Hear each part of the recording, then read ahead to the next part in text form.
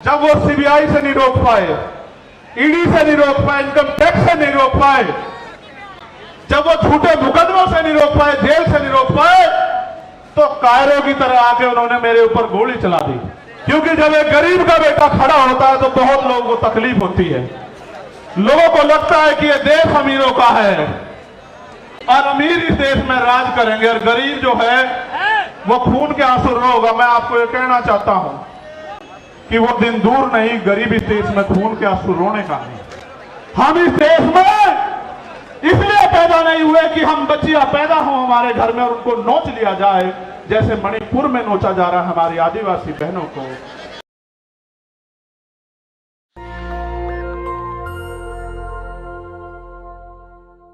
संतों गुरुओं महापुरुषों का इतना आशीर्वाद है कि अभी वो गोली नहीं बनी जो आपके भाई का सीना चीर जाए। देखो, मैं आपको कुछ बात बताना चाहता हूं। भाषण तो मैं आपको बहुत दिनों से दे रहा हूं, मुझे इस मंच से एक संदेश देना है। मैं उन सब साथियों का भी धन्यवाद करता हूं जो विभिन्न पार्टियों के एमपी, एमएलए, पूर्व मंत्री, पूर्व मुख्यमंत्री, तमाम हमारे साथी जो आए यहां, मैं उन सबका बहुत बहुत धन्यवाद देता हूं। और मैं पुलिस के साथियों का भी धन्यवाद देता हूं। मैं उनको ये भी कहता हूं, एक सूचना उनके लिए ये है कि मुझे खबर दी गई थी कि अभी कौन सा थाना है भाई, घोड़ा गांव में हमारी 4 गाड़ी रोक के आपने बंद कर दी। देखो, बंद का काम तो हमारा है, आपका नहीं है। आप तो कर्मचारी लोग हो, सबकी मदद का काम है। आपका तो काम है सबकी मदद का। और आप जानते हैं इतने लोग आ जाए लाखों की संख्या में तो आदमी पागल हो जाए, लेकिन हम अपनी ताकत को जानते हैं, कभी हम भीड़ देख के पागल होते नहीं। वरना हम ये भी जानते हैं कि अपनी सारी मांग आज ही मनवा देंगे हम संसद की तरफ को चल के, सारी की सारी आज ही मनवा के जाएंगे। और इसलिए मनवा के जाएंगे क्योंकि मैं अपनी बात को रखते हुए बताऊंगा कि लोकतंत्र है। प्रधानमंत्री टैक्स देते ना हो या देते हो, हमारे किसान, कामगार, दलित, पिछड़े, आदिवासी, जैन, सिख, बौद्ध, पारसी, ईसाई, मुसलमान, तमाम लोग टैक्स दे दे के इस देश को चला रहे। इसलिए देश के संसाधनों पे हमारा अधिकार ज्यादा बैठता है और हम इस देश में मांगने के लिए पैदा नहीं हुए। इस बात को आप लोग याद रखें। मैंने उस दिन भी अपील की। मैं आपको एक बात बस शुरू करूंगा अपनी बात। आप जानते हो, जब मैं पहली बार जेल गया 8 जून 2017 को, कि मैं जब भी जेल गया मैं अपनी व्यक्तिगत लड़ाई में कभी नहीं गया। आप इस बात को जानते हैं, मेरा समाज इस बात को जानता है। अगर मैं झूठ कह रहा हूं तो समाज हाथ उठा के बतावे कि मैं गलत कह रहा हूं। जब मैं पहली बार जेल गया और जाने से पहले जब पूरी सरकार मेरे पीछे पड़ी हुई थी और ये कहा जा रहा था, डीजीपी का ये बयान है एडीजी लॉ एंड ऑर्डर का, कह रहे सरेंडर नहीं कर देंगे चंद्रशेखर को। वो ये संदेश दे रहे थे कि हम इसका एनकाउंटर करके समाज को संदेश देंगे कि कोई भी अगर सरकार के खिलाफ खड़ा होगा हम उस आवाज को हमेशा के लिए बंद कर देंगे। लेकिन फिर 21 मई 2017 को आप मेरे समाज के सिर माथे सारे लोगों ने आके यही जंतर मंतर, इसी पर आकर आपने मेरे हौसलों को बुलंद करके कहा कि लड़, हम तेरे साथ हैं। और वो दिन है, राज का दिन है। चाहे मैं CA वाराणसी में जेल गया हूं, चाहे मैं ऐसी एक ताकत को लेके गुरु रविदास घर की तरफ चल दिया था जब इन्होंने मेरी 250 लाठी मार कर खाल उतार दिए कि सच्चो साहब अब तो ACP हो गए। जहां रात को मुझे जानवर की तरफ मार कर घेरा गया वो यही खड़े हैं। उनके जो साथी जिस थाने में मुझे मारा गया था 2-2, 3-3 बार, वो भी मुझे सवेरे मिले थे। मैंने उनसे एक दिन पहले भी ये बात कही जब मैं पहलवानों के अंदर, मैं आदमी भूलता नहीं हूं भाई। जिसने एक इंच भी साथ दिया, कतरा कतरा उसके लिए बहा दूंगा। लेकिन जिसने मेरे लोगों को सताया, जबकि आप जानते हैं कि मैं संविधान में विश्वास रखता हूं, चलो माफ कर दूंगा उनसे भी। गरीबों को मसीहा चंद्रशेखर भैया उसे भी माफ कर दूंगा। लेकिन इस बार आपने देखा कि क्या हुआ, जब वो सीबीआई से नहीं रोक पाए, ईडी से नहीं रोक पाए, इनकम टैक्स से नहीं रोक पाए, जब वो झूठे मुकदमों से नहीं रोक पाए, जेल से नहीं रोक पाए, तो कायरों की तरह आके उन्होंने मेरे ऊपर गोली चला दी। आपकी गोली की तमन्ना सच्ची थी और मेरे लोगों के खून के आंसुओं की संघर्ष की तमन्ना सच्ची थी। अगर आपके गोलियों की तमन्ना सच्ची होती और मुझे कोई आगे की लड़ाई ना लड़नी होती तो उसी दिन प्रकृति जो है मुझे खत्म कर देती, क्योंकि गोली का जो सामना वो बड़ा खतरनाक था। मैं आपको ये बात इसलिए बताना चाहता हूं, मैं आपका खून हूं। मैं कल भी थारा था, आज भी थारा हूं, और चाहे फंस पर रहूं या अर्श पर रहूं या मिट जाऊं, मेरे खून का एक एक कतरा आपके स्वाभिमान सम्मान के लिए हमेशा खर्च होगा। मेरी बात को याद रखना। लोगों ने कितना गुमराह किया आपको, क्या क्या नहीं बताया, क्या क्या नहीं आरोप लगाए, फिर भी नहीं रोक पाए। क्योंकि जब एक गरीब का बेटा खड़ा होता है तो बहुत लोगों को तकलीफ होती है। लोगों को लगता है कि ये देश अमीरों का है और अमीर इस देश में राज करेंगे और गरीब जो है वो खून के आंसू रोगा। मैं आपको ये कहना चाहता हूं कि वो दिन दूर नहीं, गरीब इस देश में खून के आंसू रोने का नहीं, और गरीब इस देश में राज करेगा। ये बात लेके हम लोग सड़कों पर निकलते हैं और हम तो हर दिन को आखिरी दिन मानते हैं।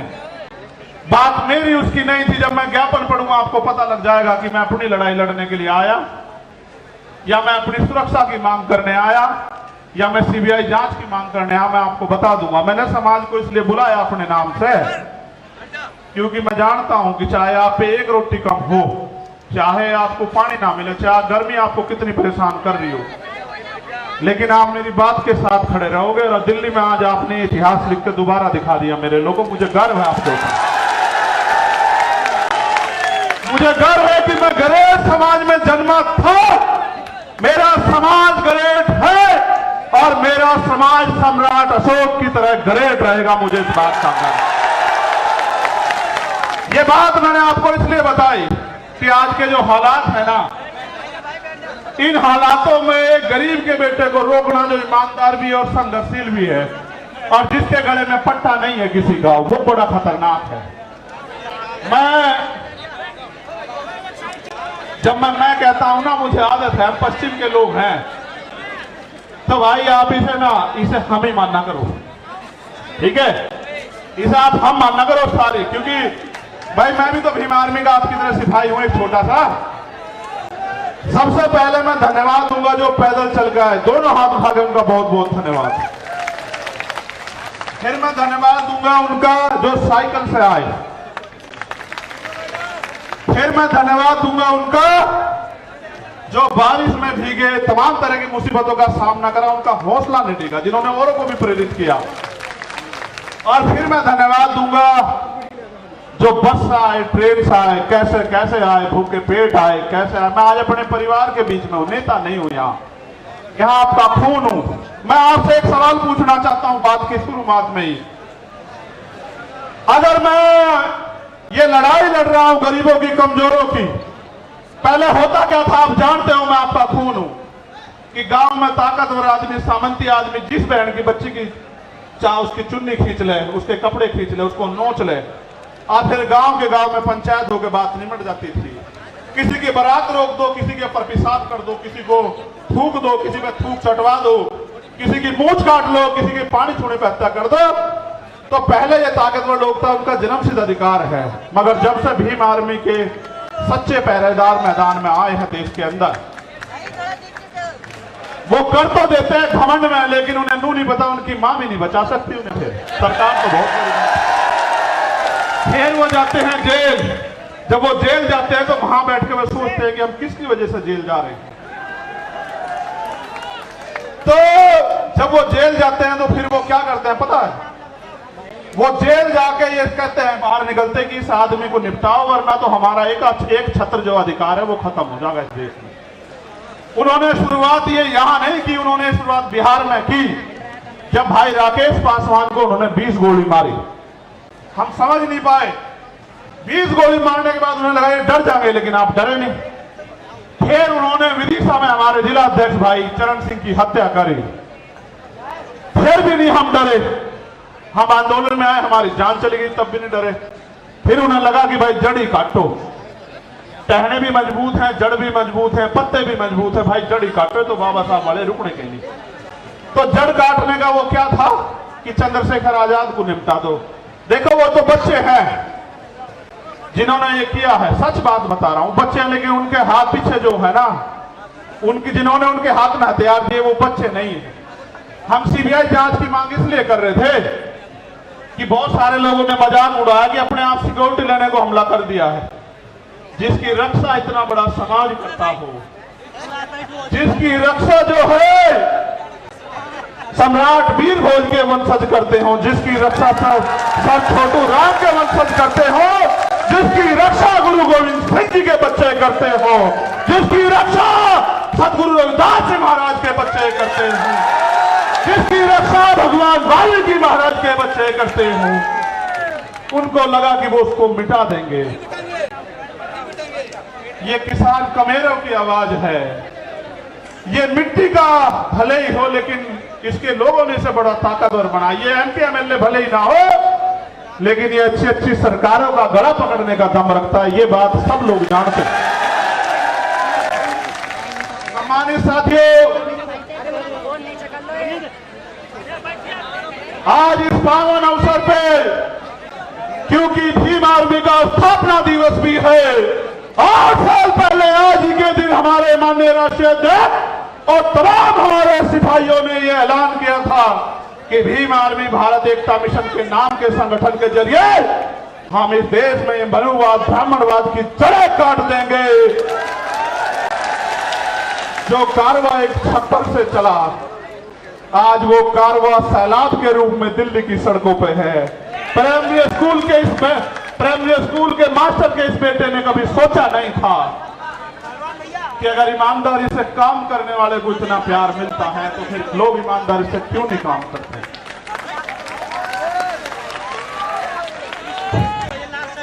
तो मैं इस पावन अवसर पे बहुजन समाज में जन्मे सभी संतों गुरुओं महापुरुषों को नमन करता हूं।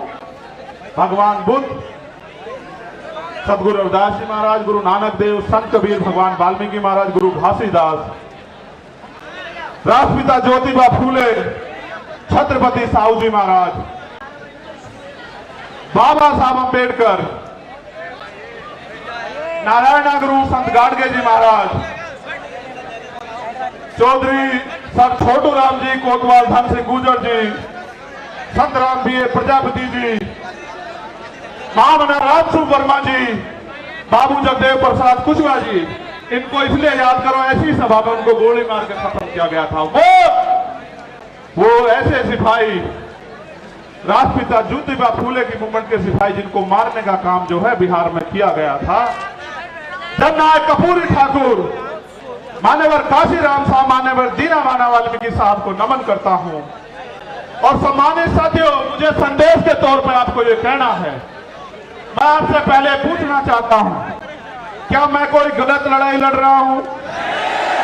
नहीं, दोनों हाथ उठा के बताओ। एक चीज और बता दो पहले ही, बात पक्की करके चलेंगे आज। बेटियां पैर नहीं छुआ करती हैं, बेटियों के दो हाथ सर पर रहने चाहिए। क्या अगर मैं लड़ाई गलत लड़ रहा हूं और ये लड़ाई मुझे नहीं लड़नी चाहिए, तो आप आज इशारा कर दो। मैं ईमानदार से कह रहा हूं, मैं राष्ट्रीय अध्यक्ष जी को लिख के दे दूंगा कि हम ये संगठन बंद करके कोई खेती किसानी का काम कर लेंगे। जो आखिरी में बैठे हैं वो सब लोग बताओ भाई, ऐसे नहीं चलेगा, हाथ उठा के बताओ, ये काम बंद कर दूं? अच्छा अब सुनो, फिर गौर करो, एक सेकेंड, 1 मिनट रुक जाओ। ये काम कामयाब कैसे होगा ये भी समझते हो? कब तक मैं आपको दिल्ली बुलाता रहूंगा, भोपाल बुलाता रहूंगा, भरतपुर बुलाता रहूंगा, छत्तीसगढ़ उड़ीसा बुलाता रहूंगा, झारखंड बुलाता रहूंगा? कब तक? हर चीज की एक सीमा होती है। मैं भी आपको बुला बुला के थक गया, लेकिन जो अन्याय अत्याचार हो रहा है वो बंद नहीं हो रहा है। अन्याय अत्याचार बंद करने के लिए पहली 3 बातों पर आप गौर कर लो। पहली ये कि हमें संविधान ने बराबर के अधिकार दिए हैं, सत्ता में हमारे लोग नहीं हैं, इस वजह से क्योंकि जिनकी सत्ता होती है उनके साथ अन्याय अत्याचार नहीं होता है। तो मान्यवर काशीराम साहब कैडर में एक बताया करते थे कि हमारे पास 5 तरह के बल हैं। कितनी तरह के? 5 तरह के। आवाज आ रही है? गर्मी तो नहीं लग रही? बताओ, गर्मी लगे तो बंद करूं। ठीक।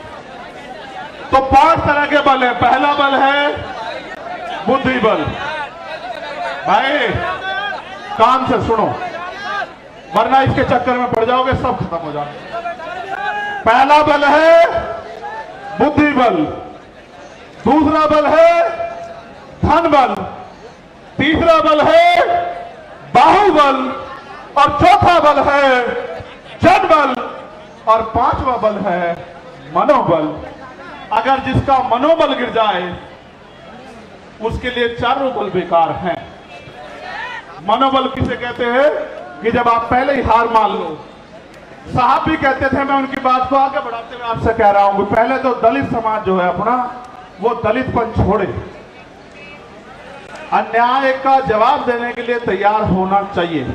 हम इस देश में इसलिए पैदा नहीं हुए कि हम बच्चियां पैदा हो हमारे घर में और उनको नोच लिया जाए, जैसे मणिपुर में नोचा जा रहा है हमारी आदिवासी बहनों को। हम लोगों ने इसलिए अपने परिवारों को आगे नहीं बढ़ाया कि कोई मूंछ रखने पर उनकी हत्या कर दे, कोई उनको जूते में पानी पिलाए, कोई उनके सर पे पेशाब कर दे। इसलिए हमारे माँ बापों ने हमें जन्म नहीं दिया। इसलिए अपने मनोबल को ऊंचा करो। ये लोकतंत्र है, जिनके पास लोग होते हैं, जिनको उनका राज होता है। लोग आपके पास हैं, लेकिन राज कैसे आएगा इसका तरीका आपको बता देता हूं। राज ऐसे आएगा, जिन्होंने पहले काम किया। हमारे लोगों को मैं सुनता हूं, कहते पिछड़े वर्ग के जो लोग हैं वो तैयार नहीं है बहुजन भाईचारे के लिए। ये बात बार बार कही जाती है कि पिछड़े वर्ग के लोग तैयार नहीं। मैं आपको सच बताना चाहता हूं, सच क्या है।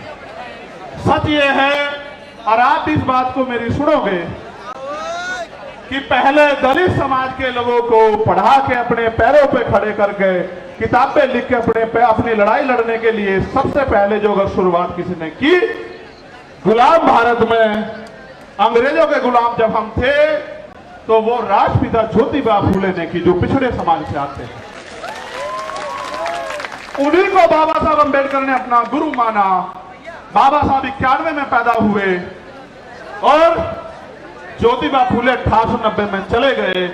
उन्होंने अपना सारा जीवन इस समाज को पैरों पर खड़ा होने के लिए दिल लगाया, क्योंकि बाबा साहब ने भी अपने नारे में कहा, शिक्षित बनो। भाई चारों लोग डिस्टर्ब कर रहे हो, खोंची भर कर बिठा लो, बिठा लो।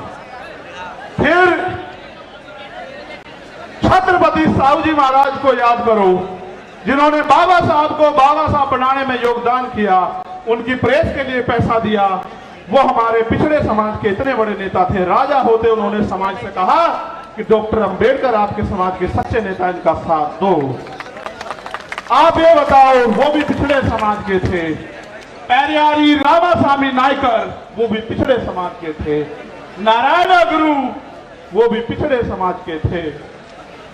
सर छोटू राम, वो भी पिछड़े समाज के थे।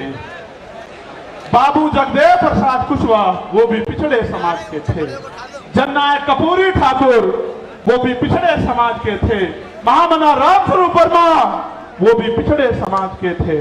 और जिन्होंने देश की आजादी में योगदान दिया, चाहे शहीद आजम भगत सिंह रहे हों या कोतवाल धन सिंह गुजर रहे हों, शहीद उधम सिंह रहे हों, करतार सिंह सराभा रहे हों, वो भी इसी वंचित पिछड़े समाज के थे।